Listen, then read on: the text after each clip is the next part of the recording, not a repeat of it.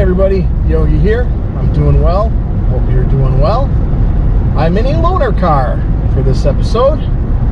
As you may know, the Yogi Mobile is in the shop and getting a new transmission. And I'm hoping to get that back sometime within the next week. And then it'll be game on. Game on for Yogi. Today we are going up to Kewaskum, Wisconsin. There is an anniversary coming up, and Kewaskum happens to have, pertaining to this anniversary, I did film an episode in my early days of road trips with Yogi. It was probably my 4th or 5th episode ever of Kewaskum. It's about 6 miles north of where I live in West Bend. All right, we are in Kewaskum in the blink of an eye. There's the Kewaskum Water Tower, the tallest structure in Kewaskum. Now, if you looked closely at the sign, we just passed a sign that kind of gives away what we're doing. Gas up here is at $3.69 for credits, $3.64 if you still use cash. Pays to use cash, people. You get 5 cents off a gallon. So we are coming up to the downtown area, and there's something here on this building. I don't know if you can see it now, but I'm gonna pull in here. I never noticed this before. There is a ghost sign on the top of that building, this El Pig's Butt Barbecue. It says Republican Hotel. So apparently at one point this was the Republican Hotel. I'm gonna look this up quick, see if I can find anything on it.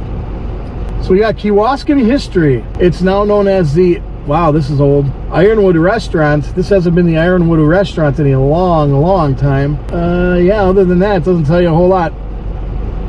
But this building was formerly, way back in the day, the Republican Hotel.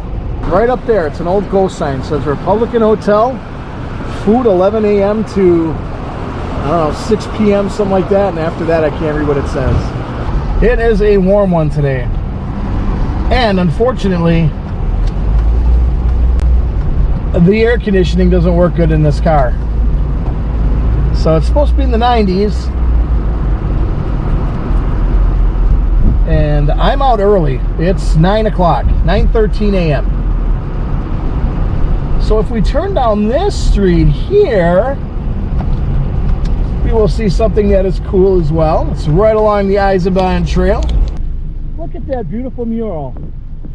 Got dragonflies, flowers, leaves, monarch butterflies.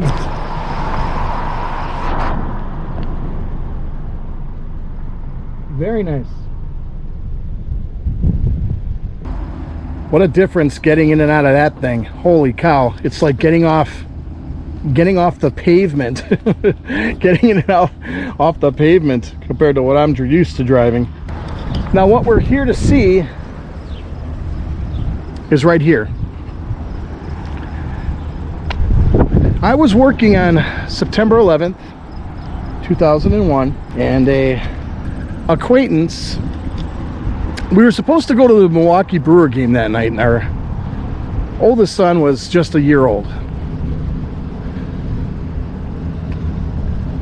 And so we had tickets to go see the Milwaukee Brewers. I believe it was against the St. Louis Cardinals. So I was talking to this acquaintance, and on the phone I called to just get things,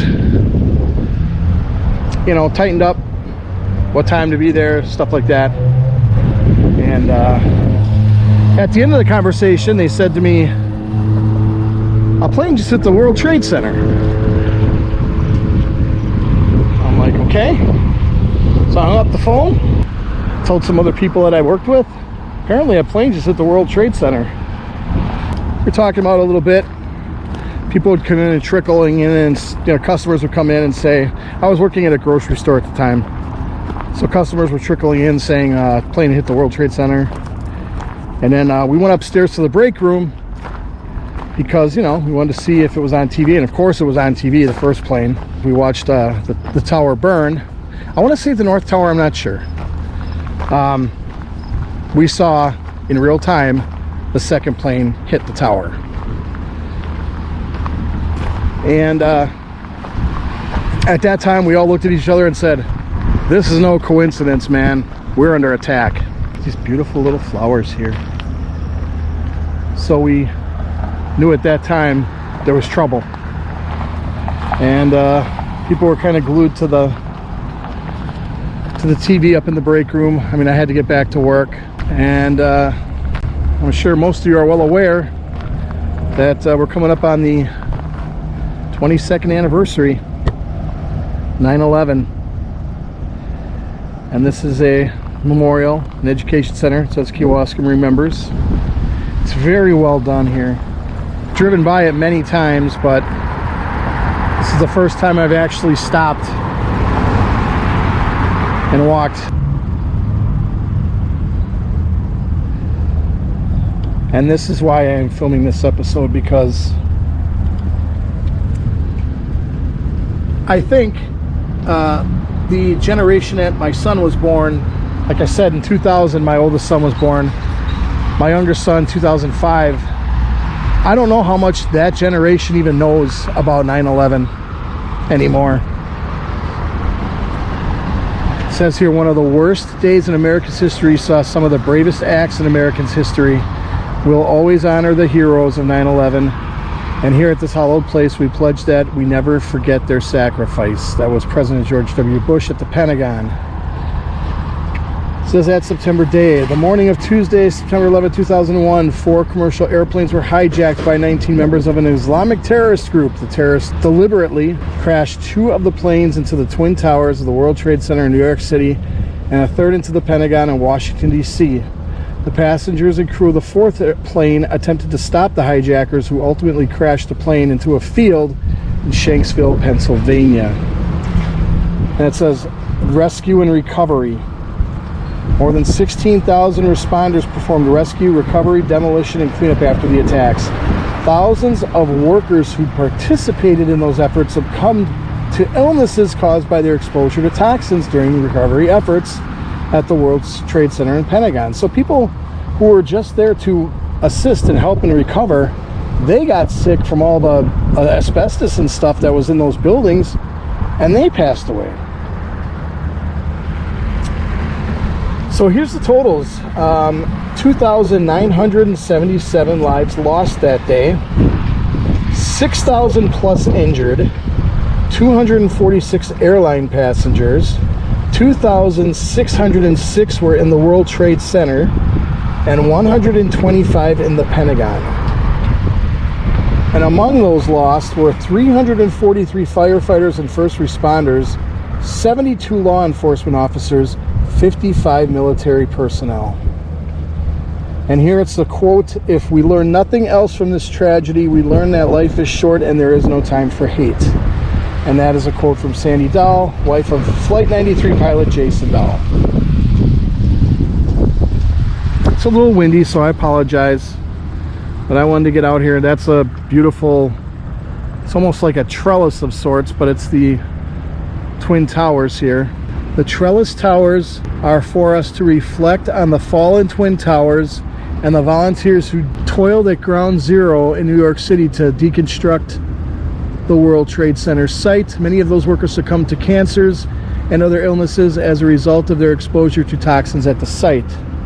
Sweet autumn clematis was chosen because it flowers in September. It also symbolizes perseverance because of its ability to aggressively climb over anything. That is very interesting.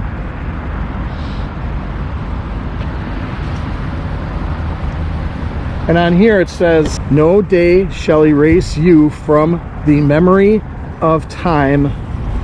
Virgil. You can still see the moon. And you know what's interesting is that is a piece of the World Trade Center. I suppose it would be pretty hard to tell what tower it came from, but there's no information on where that piece came from. And here's a map of what happened.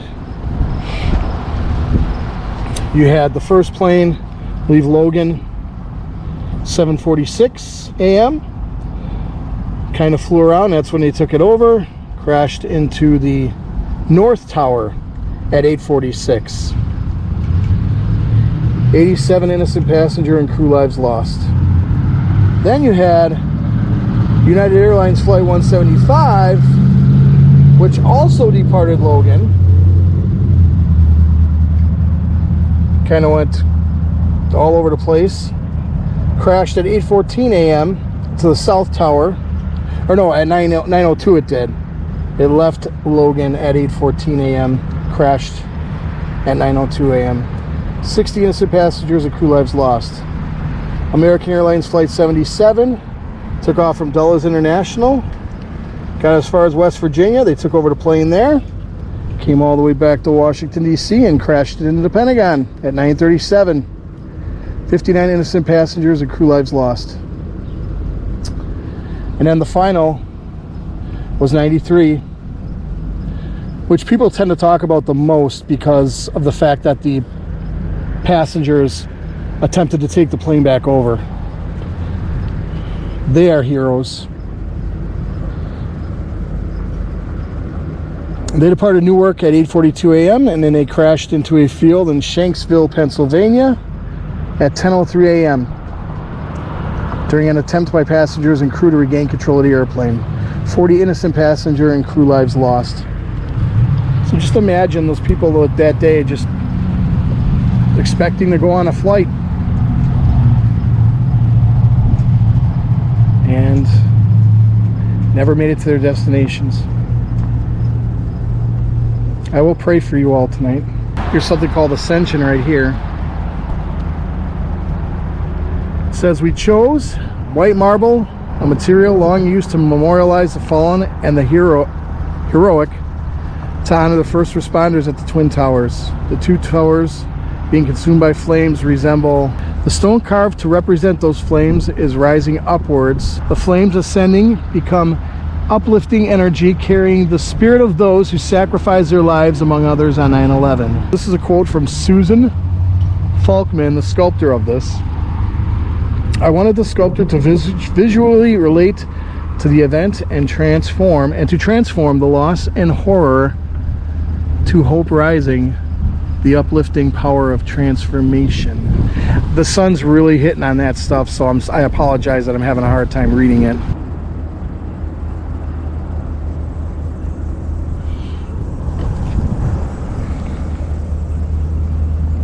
As long as I'm on this earth, I will never forget.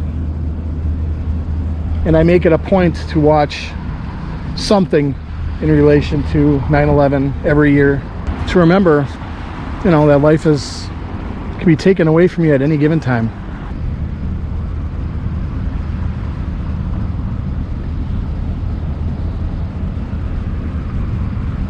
You know, the crazy part of this whole thing is that when this particular event happened, we as a country came together. I remember seeing Republicans, Democrats on the steps of the Capitol holding hands, singing "We Shall Overcome" and singing the national anthem and "God Bless America." And to see how much this country has deteriorated in the 22 years since this event makes me sick. How we've gone from uniting to dividing. The common folk need to remember one thing, and I'm probably going to get a lot of pushback from this, but I don't care. The government is not your friend. The government is the problem. They are dividing us, and they are trying to keep us divided. Because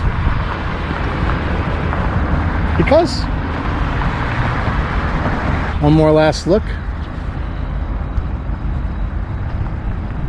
It's very beautiful what they did here.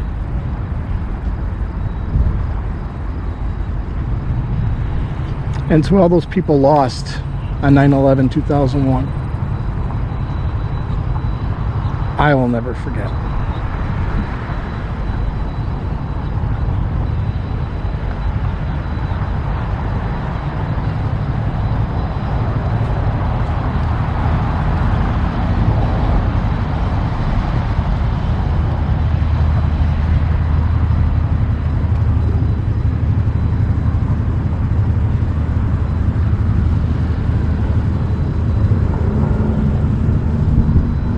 That's going to do it for this episode of Road Trips with Yogi.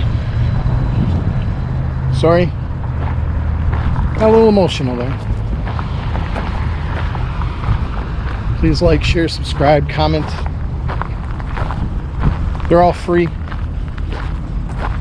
If you got $5 a month and you want to help out a YouTuber, go to www.patreon.com/Road Trips with Yogi. For as little as $5 a month, you can help support my channel, my adventures, or you can also become a member on this YouTube channel. And here's somebody from the area who died on that day. Memory of Andrea Haberman, who died on 9/11. I got a plaque here for the design elements. It's kind of a bummer though, because you can't read it from here. And there should be like a little path that you can walk up and read it, but you can't. They should have put that somewhere else so you can at least read it.